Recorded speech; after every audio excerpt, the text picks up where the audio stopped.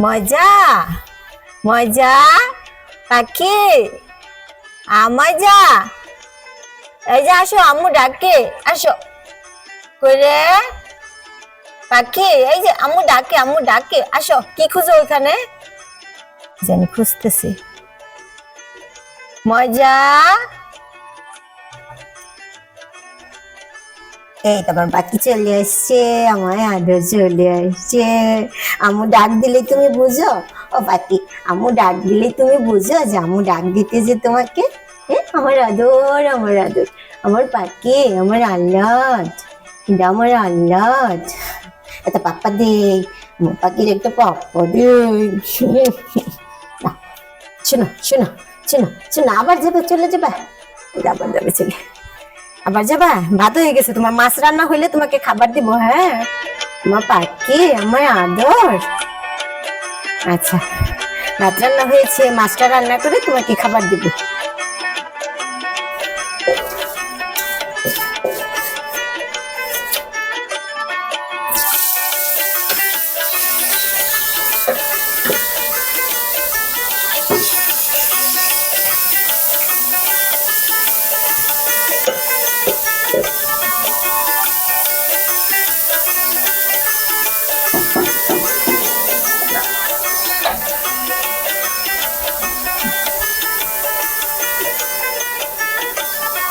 আসসালামু আলাইকুম বন্ধুরা, কেমন আছেন সবাই? আশা করি সকলে ভালো আছেন।